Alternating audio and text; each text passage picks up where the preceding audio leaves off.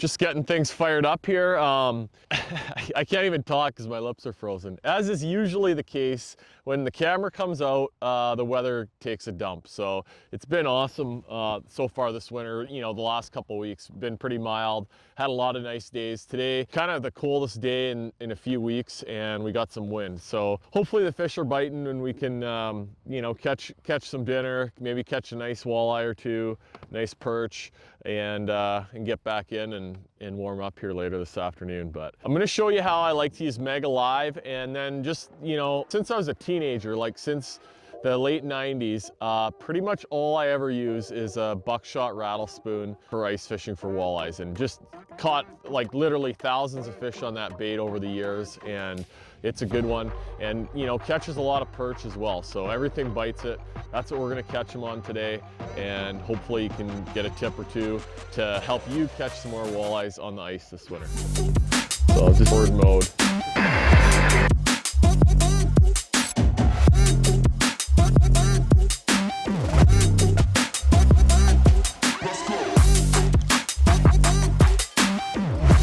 There we go. When I'm sort of getting set up here now, I'm gonna get the Mega Live fired up, and you can see I've actually got it in forward mode right now, 40 degrees, so I can look around. I just drilled one hole. I have the Lake Master map, the Humminbird mapping in that unit, so this is just a little hump that we pulled up on, and I'm gonna put this thing down and I can kind of have a look around and maybe see some fish or see where maybe the high spot is on this thing. Rigging up my bait here. I've got a couple different options, but that's the standard, like old school BuckShot rattle spoon. So you can see on the back there's a rattle chamber, and you know, I don't know if you can hear that or not, but yeah, it makes a little bit of noise. I like to change the treble. That's a little Gamakatsu G finesse, you know, sort of a treble that we use a lot on our bass baits, but really strong, really sharp. It's pretty simple rigging up. I always put a minnow head on. That's just a frozen shiner. A little bit of meat helps. I mean, you're just gonna get a few more bites. So just sort of find the hard spot in the head, put that on there. And the reason I don't use a full minnow, I've said it before, but it just makes the whole package too big, and then that spoon's gonna lose some action too if there's a whole minnow hanging there. It just gets to be not looking that good. So just a little bit of meat, that's all you need.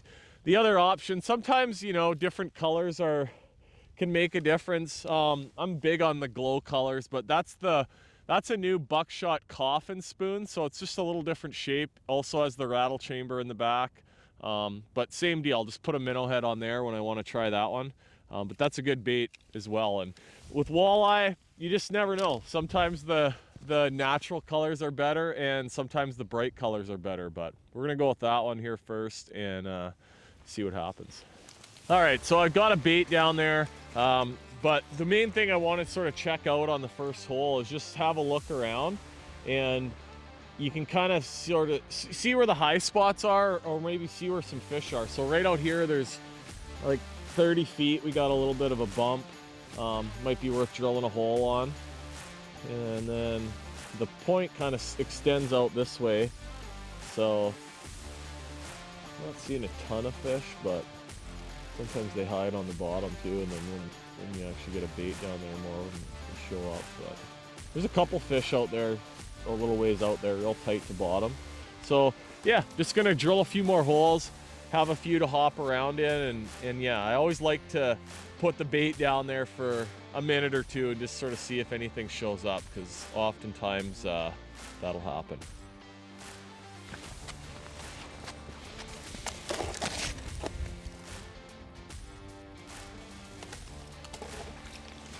Next.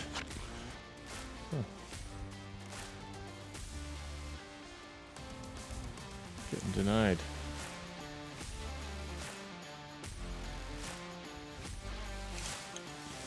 We got one. Feels kind of like a perch. Oh, walleye. Small walleye.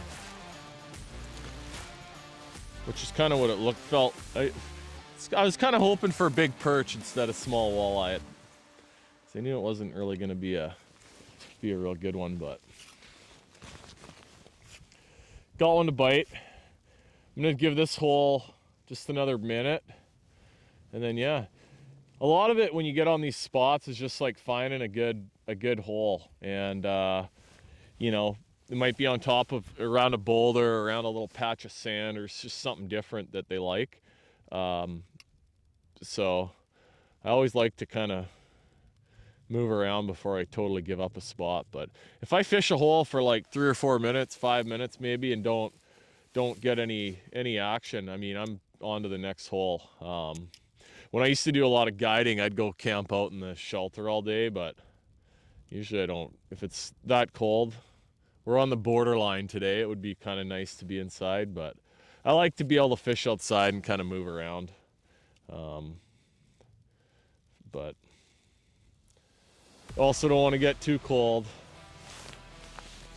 Okay, we just gave spot number 1 about 15 minutes here. A couple small walleyes, marked a couple that got denied, but never really saw a lot of fish. So that's the one nice thing about having the live sonar for doing this, is you can kind of go over these spots pretty quick. And I want to catch a bunch today, so it's just keep moving until you kind of find them, and you know, that's usually better than sitting and waiting around for them to show up for you.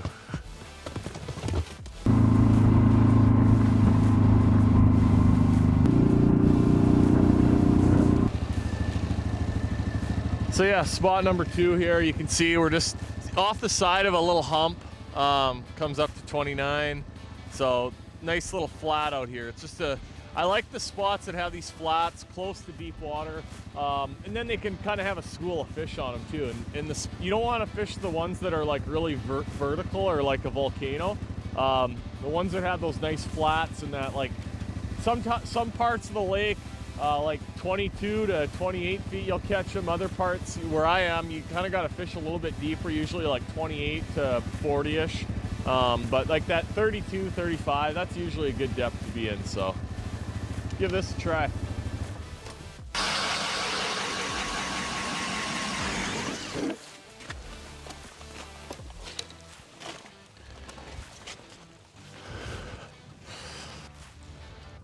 There we go.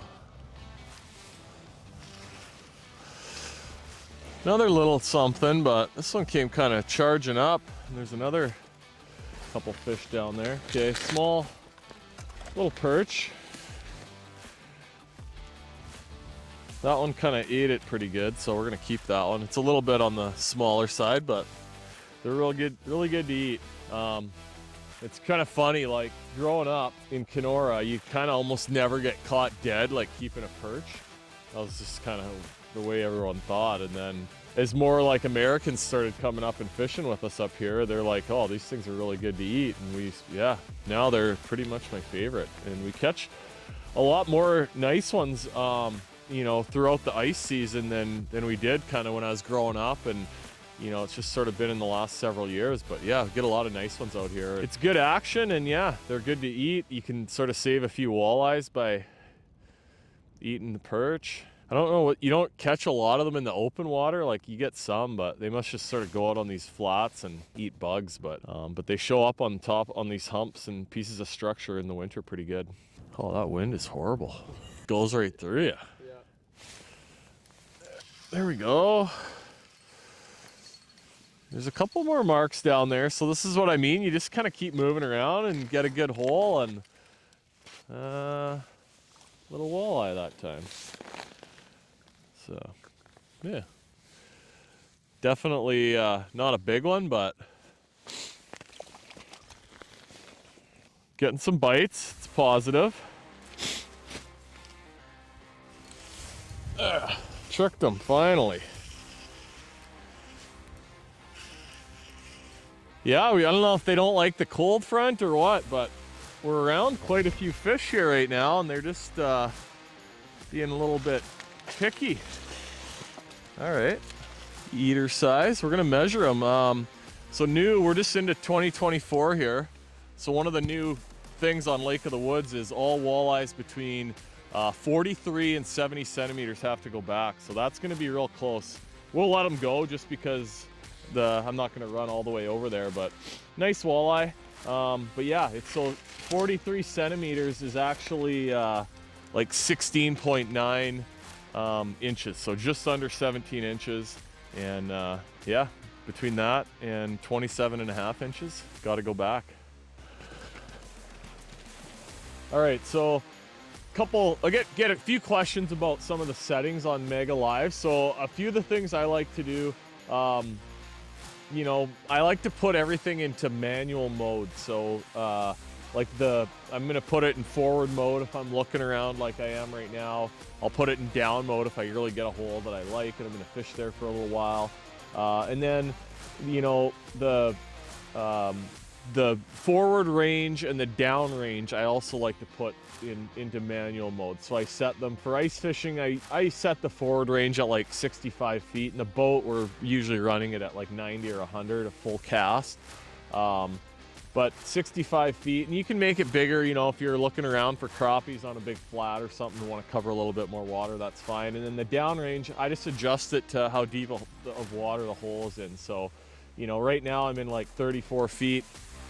So I actually have it set at 45, but I could go down to 40, and then you just really fill up the screen with the water column. So you just get a little bit more detail and everything looks nice. But I like to do that. You know, when you first turn the unit on, everything's kind of in an automatic mode, and I just find it jumps around a little bit more and maybe isn't as easy for everyone to use and understand. So switch them over. All you got to do when you're in the Mega Live screen is just hit menu, and all that stuff is right here on the first screen that comes up. Your mode, forward display.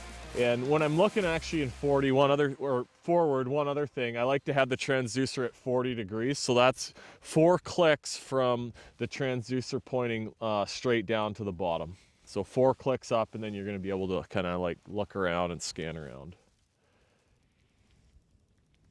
Yeah, another nice mark. Just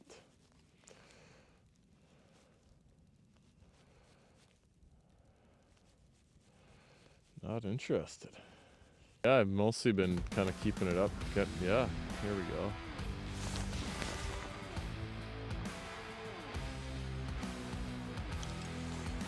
That one kind of came and got it. Sort of like they're supposed to, but not that big. So hopefully, hoping for a perch. Oh, little walleye. All right, cool. That one would make the keeper line. I'll actually keep that one. I'm gonna have to definitely bring a couple home for dinner tonight, just to reward myself for fishing out here in the cold wind today. Do it all for the people. So one thing I like to do when you get these fish, like they're kind of not real active today, they're being lazy, but one thing I like to do is just kind of always try and keep the bait above the fish a little bit, like make them go up and work for it a little, and sometimes that'll trigger them to bite. I just got denied by a real nice mark there, but I mean, some days too, like just you gotta just sort of let the fish tell you what they want as far as how to work the spoon. Like sometimes I normally just a lot of shaking is what I do versus like really moving the bait vertically. But then the other day when I was out, I had this happening a little bit.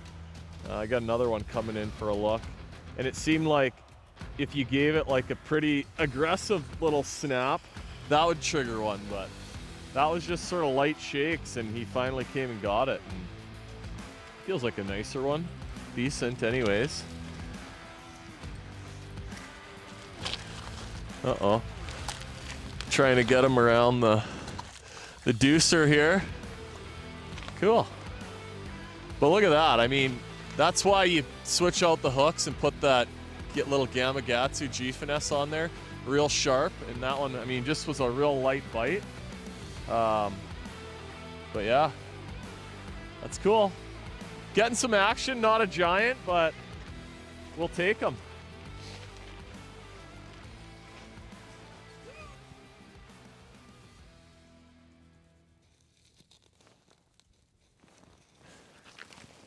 Ooh. There we go. That one had the right attitude. He just kind of saw my bait, and I saw him speed up and just kind of come and get it. Uh-oh, we're freezing up here a bit. Another pretty nice one. But there, you can tell that one really wanted it. Kind of got it. Got it good. All right, well, I've had enough, I think, freezing my butt off. I caught a few fish for dinner and, you know, had some fun out here on Lake of the Woods. So that's, if you want to get out here, catch some fish.